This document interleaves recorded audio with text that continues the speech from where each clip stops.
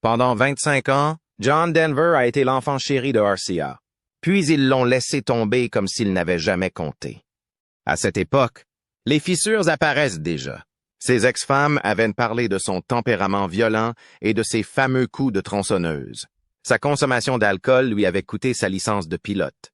Mais en 1997, il continuait à voler, illégalement.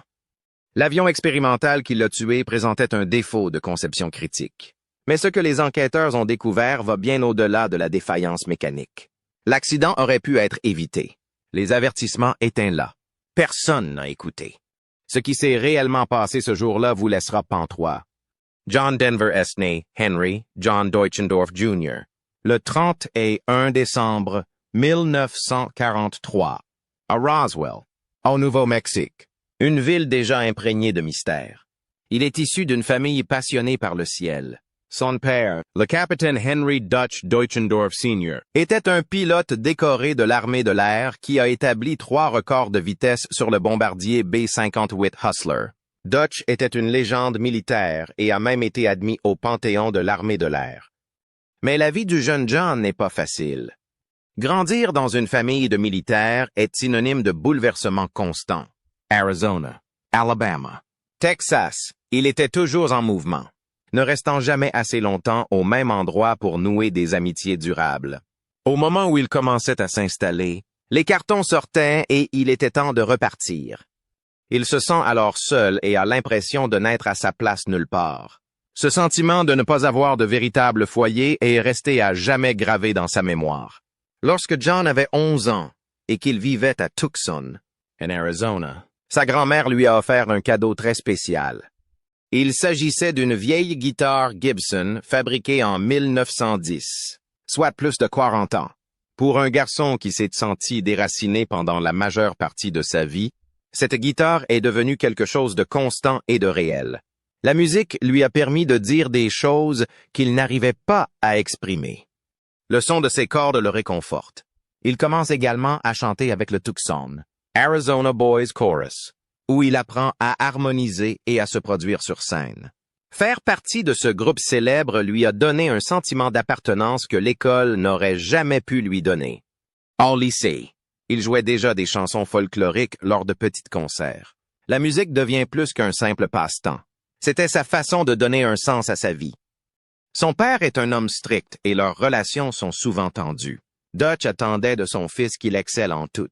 John était plus doux et rêvait d'écrire des chansons. Mais ils partageaient une grande passion. L'aviation.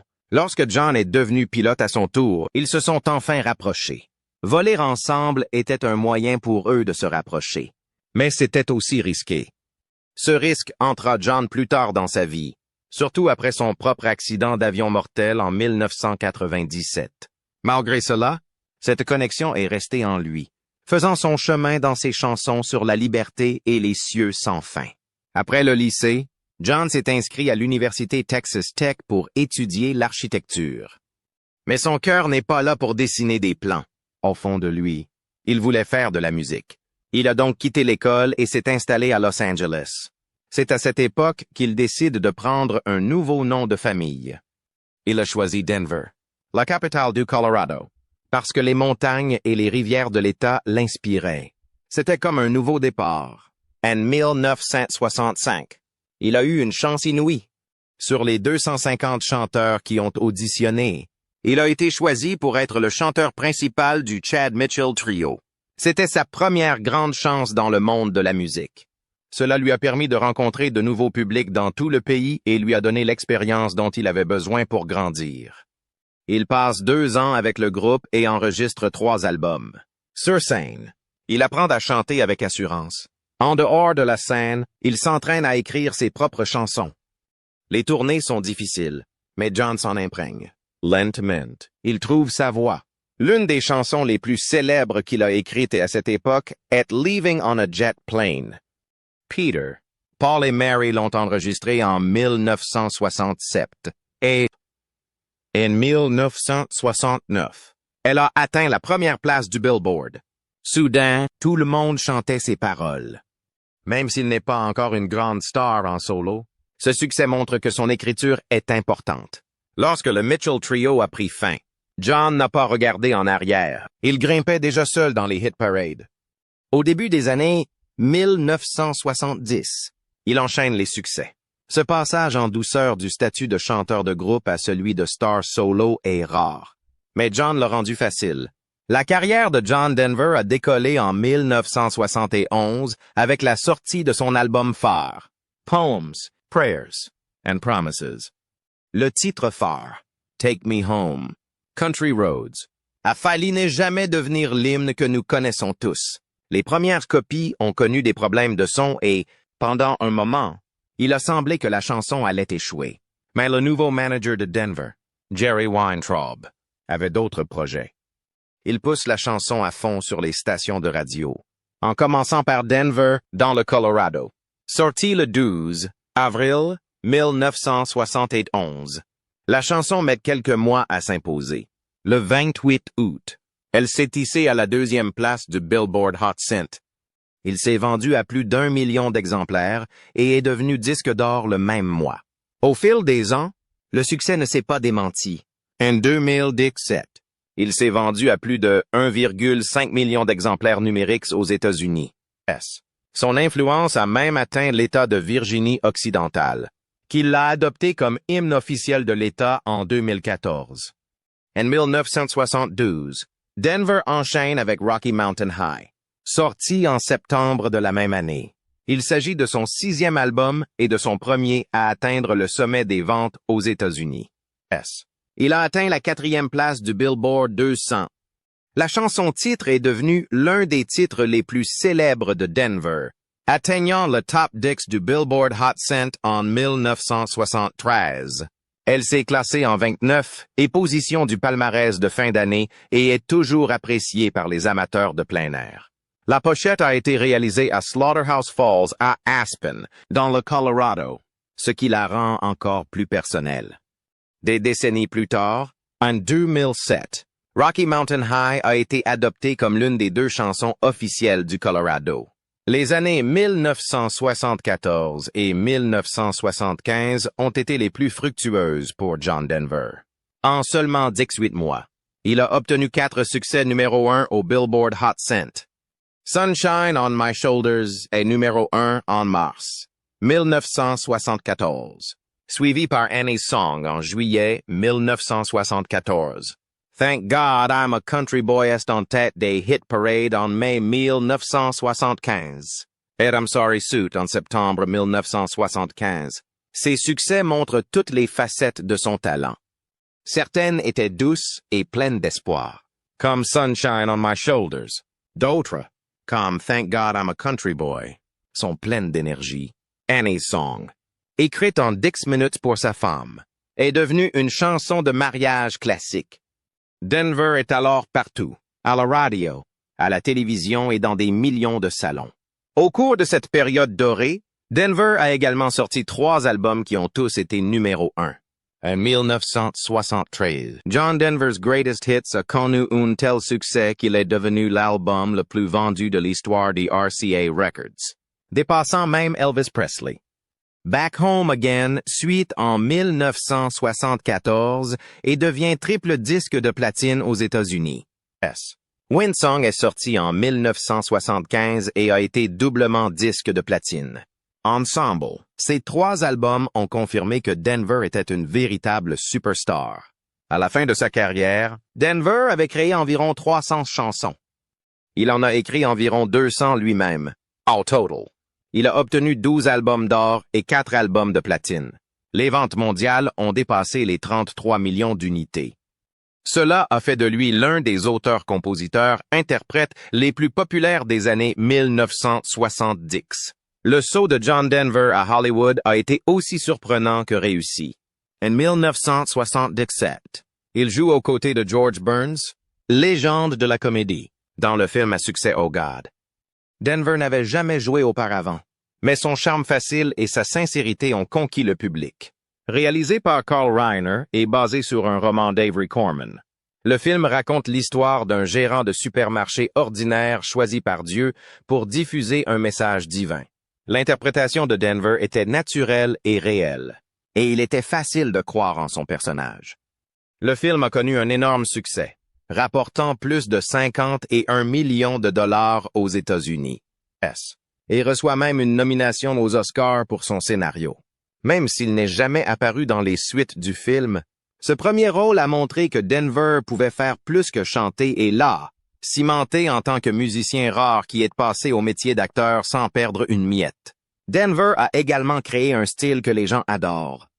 Tout au long des années 1970, ses longs cheveux blonds, ses lunettes à monture métallique et ses chemises western brodées sont devenues sa marque de fabrique. Ces chemises ont été conçues par Anna Zapp, que Denver a rencontrée lors d'une foire d'art à Aspen. Ces créations colorées faites à la main correspondaient à son image douce et terre-à-terre. D'autres stars comme Willie Nelson et Bonnie Raitt porteront plus tard ces chemises. Le look de Denver était chaleureux, accueillant et facile à reconnaître. Il était très différent des styles plus bruyants des autres artistes et représentait l'esprit simple et sincère de la musique folk et country de l'époque. Il a également réussi à conquérir le public en dehors des États-Unis, même si certains critiques n'étaient pas sûrs qu'il en soit capable. Son manager, Jerry Weintraub, pensait qu'il était important pour Denver d'entrer en contact direct avec les fans internationaux. Ainsi, malgré quelques doutes, Weintraub a organisé une série d'émissions spéciales pour les téléspectateurs britanniques. Weintraub a expliqué que les critiques n'allaient pas faire de Denver une star et qu'ils allaient donc s'adresser directement au public. Le plan a parfaitement fonctionné. Le style chaleureux et amical de Denver et sa voix claire ont séduit le public britannique et créé une base de fans fidèles dans toute l'Europe. Les émissions spéciales ont montré que la télévision était un moyen efficace de présenter de nouveaux artistes à l'étranger et ont contribué à faire connaître Denver dans le monde entier. Les liens de Denver avec le Colorado sont également profonds. Après avoir déménagé à Aspen, il a adopté le paysage et le style de vie de l'État. En 1974, le Colorado lui a décerné le titre de poète officiel. 2 ans plus tôt, il avait sorti Rocky Mountain High, une chanson qui exprimait le sentiment de se trouver au bord d'un lac de montagnes bleues et d'apprécier la tranquillité de la forêt. La chanson est devenue un hymne officieux pour le Colorado et a finalement été nommée l'une des 2 chansons officielles de l'État en 2007. Le lien entre Denver et la région semblait réel pour les gens. Même en Virginie occidentale, les législateurs ont adopté sa chanson, Take Me Home, Country Roads, comme l'une des chansons de l'État en 2014, montrant ainsi que sa musique peignait des images vivantes de lieux américains. Denver a également été une star de la télévision dans les années 1970 et 1980. Son émission spéciale de 1975, An Evening with John Denver, a même remporté un Primetime Emmy Award. C'était un grand honneur qui le plaçait aux côtés de certains des artistes les plus respectés de l'époque. Denver est également apparu dans de nombreuses autres émissions spéciales, chantant de ses succès, racontant des histoires et se produisant avec des amis. Ces spectacles ont fait entrer sa musique dans les salons de toute l'Amérique et du monde entier.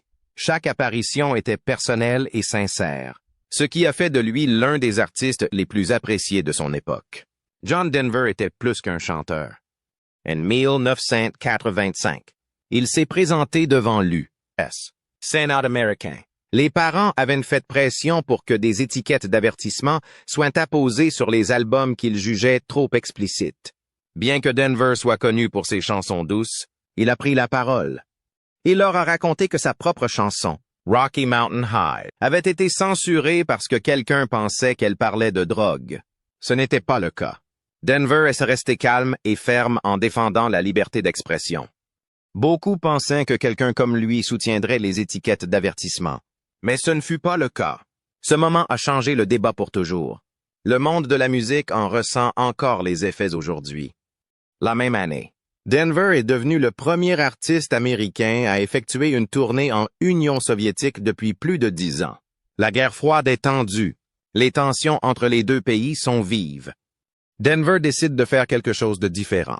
Il donne 11 concerts à travers l'URSS. La tournée a été plus qu'un simple divertissement. C'était un pont entre les cultures.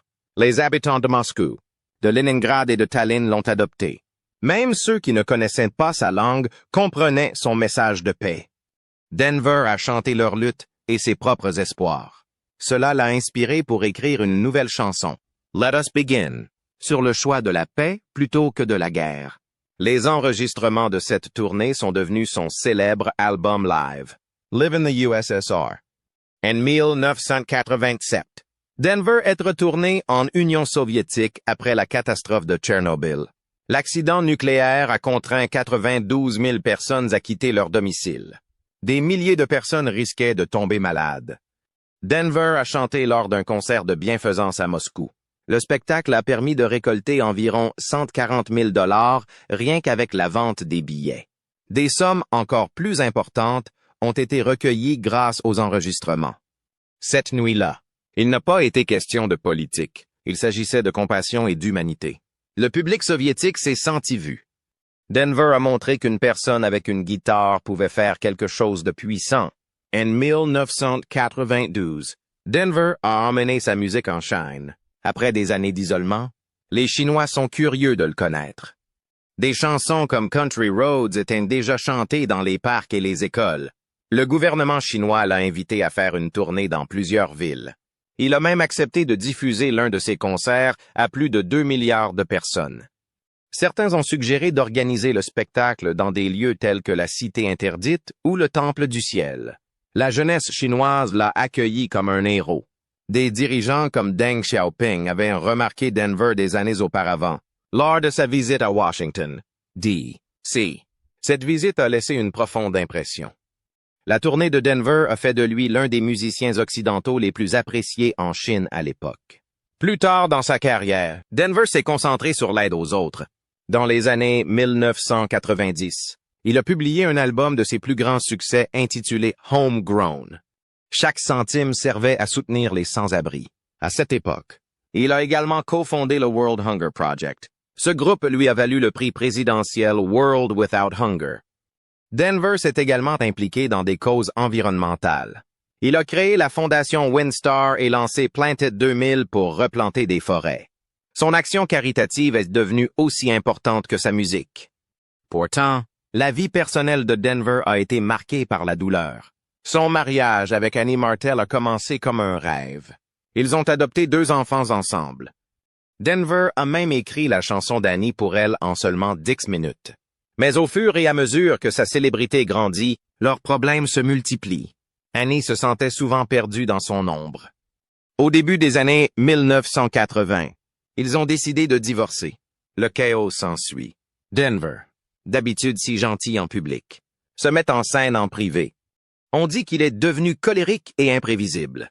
Leur divorce en 1982 fut amer et triste. Un jour, après qu'Annie ait abattu certains de ses chênes préférés dans leur maison d'Aspen, Denver a perdu le contrôle. Il est arrivé avec une tronçonneuse. Au lieu de crier, il a coupé leurs meubles en morceaux. Il a même coupé leur lit en 2. C'est le symbole sombre d'un mariage qui s'est effondré. Amis et témoins ont du mal à croire qu'il s'agit de la même douce chanteuse qu'ils connaissent. C'est Annie qui avait demandé le divorce en 1982.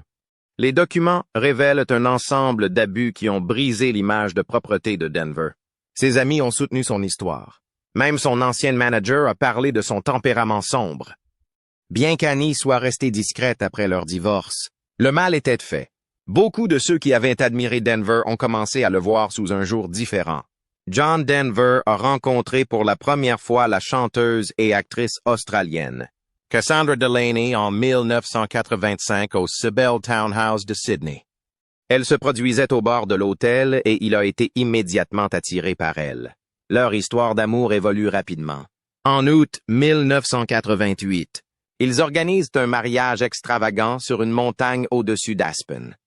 La scène était magnifique, entourée d'amis proches et de membres de la famille. Pour beaucoup, cela ressemblait à un conte de fées. Mais dès le début, il y a eu des fissures. Cassandra a admis plus tard que la pression exercée par le fait d'être avec un homme célèbre était énorme. John avait 20 ans de plus. La célébrité le suivait partout, et ses humeurs pouvaient changer du tout au tout. Ce qui semblait parfait aux yeux du monde était déjà tendu derrière les portes closes. En mai 1989, leur fille Jessie est née. John avait toujours pensé qu'il ne pourrait pas avoir d'enfant à cause d'une maladie infantile. La grossesse a été une surprise et un miracle.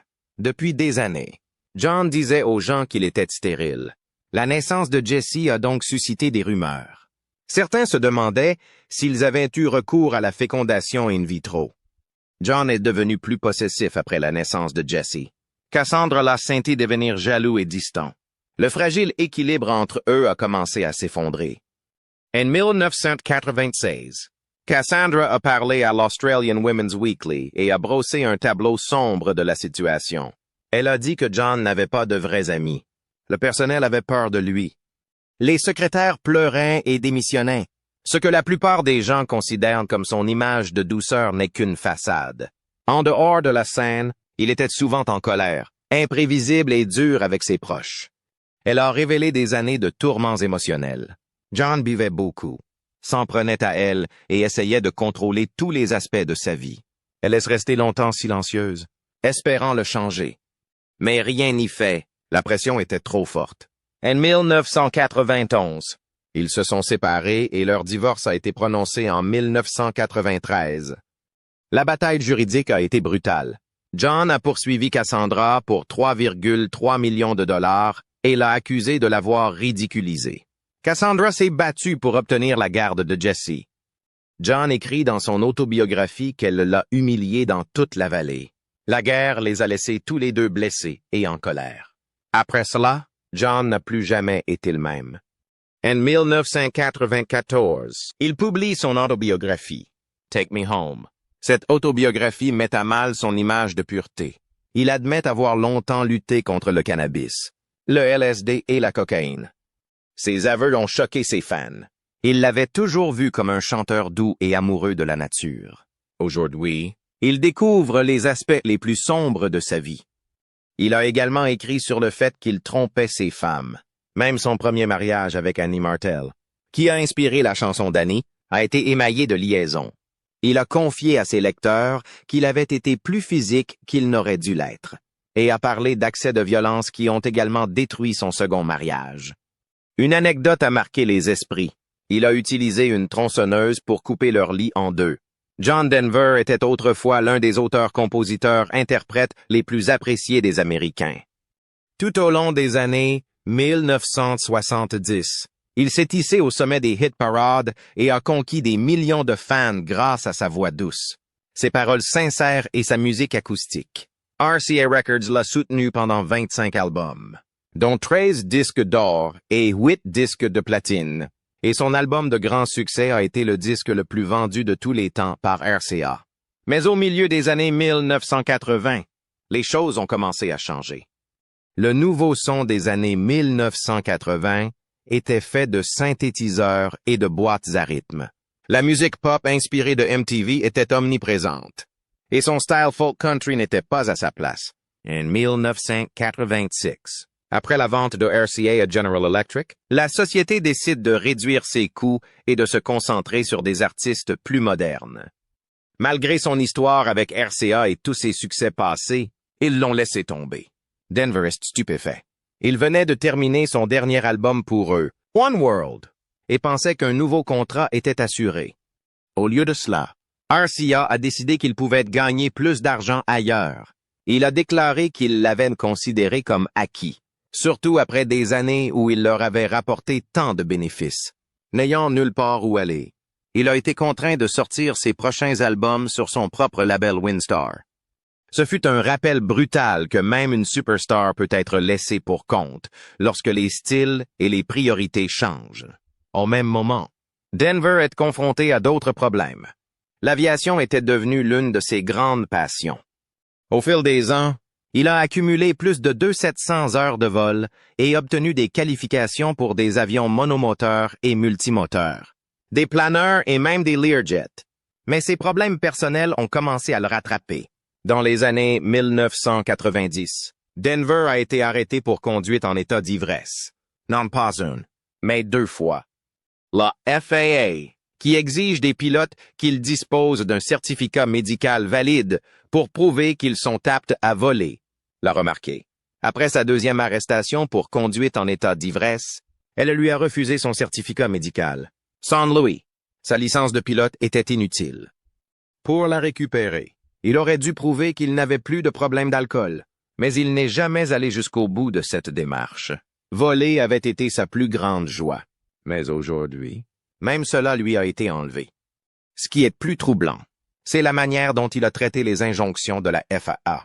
Lorsqu'elle lui a envoyé des lettres certifiées, exigeant qu'il renonce à son certificat médical, il les a simplement ignorées ou renvoyées sans les ouvrir. Des mois ont passé ainsi, Denver volant alors qu'il n'avait plus de certificat médical. En refusant d'accepter les lettres, il est resté dans une faille juridique. La FAA ne pouvait pas achever la procédure de révocation tant qu'il n'avait pas accepté sa notification. De sorte que, techniquement, il pouvait continuer à voler. Mais ce n'est pas parce qu'il était en bonne santé. C'était à cause d'une lacune dans le système qui dépendait de sa coopération. Cette faille a finalement été comblée en mars 1997. Denver a signé l'une des lettres certifiées de la FAA, ce qui signifiait qu'elle pouvait officiellement le clouer au sol. À partir de ce moment, tout vol est illégal. Pour retrouver son statut, il fallait prouver sa sobriété et remplir toutes les conditions qu'il avait ignorées pendant des années. Denver a choisi de ne pas le faire, mais rien de tout cela ne l'a éloigné du ciel. Le 12 octobre 1997, il s'est entraîné au décollage et à l'atterrissage avec son avion expérimental Long Easy, récemment acheté près de Monterey, en Californie. Il s'agissait d'un petit avion ayant subi de sérieuses modifications. Denver n'en était propriétaire que depuis un jour et n'avait passé qu'une trentaine de minutes avec un pilote tchèque avant de voler de ses propres ailes. L'avion avait été tellement personnalisé qu'il était difficile de le piloter. Le sélecteur de carburant, par exemple, a été déplacé de 45 pouces vers l'arrière, obligeant le pilote à se tordre dans son siège et à passer la main derrière son épaule gauche. L'avion était rigide et difficile à tourner. Il fallait même une pince pour la déplacer correctement. Pire encore, les jauges de carburant se trouvaient également derrière lui, de sorte qu'il n'avait aucun moyen de les lire sans se retourner et utiliser un miroir portatif. Même dans ce cas, les jauges n'étaient pas claires et ne lui donnaient que des estimations vagues et non linéaires de ce qu'il restait dans le réservoir. La lecture d'un quart du réservoir signifie qu'il reste moins de 5 gallons dans le réservoir de 26 gallons. Ce matin-là, à l'aéroport de Monterey Peninsula, Denver a vidé le réservoir gauche lors d'un entraînement au décollage et à l'atterrissage. Des témoins ont entendu le moteur émettre des crachotements, puis se taire à mesure que le carburant s'épuisait. Denver se retourne pour passer au réservoir de droite. Pour ce faire, il a dû tendre la main à l'aveuglette derrière lui et utiliser une pince pour tourner le sélecteur. Ce faisant, il a accidentellement appuyé sur le palonnier de droite. Le Long Easy a piqué du nez et, en quelques secondes, il a plongé dans l'océan Pacifique. Denver est tué sur le coup. Les enquêteurs du National Transportation Safety Board ont par la suite déterminé que Denver n'avait pas assez de carburant au départ, environ 3 gallons dans un réservoir et 6 dans l'autre, et que sa méconnaissance de l'avion en était la cause principale. Ils ont également cité les modifications de conception dangereuses qui rendaient presque impossible le changement de carburant en vol. Même s'il était un pilote expérimenté, il ne s'était pas préparé correctement aux exigences de cet avion. Le rapport du NTSB est clair. Cet accident aurait pu être évité si Denver s'était ravitaillé en carburant, s'il avait suivi une formation plus approfondie ou si son système d'alimentation en carburant était plus facile à gérer. L'accident n'aurait jamais eu lieu. Son dernier vol est devenu une leçon déchirante sur la façon dont des détails négligés et de mauvaises décisions peuvent aboutir à une fin tragique.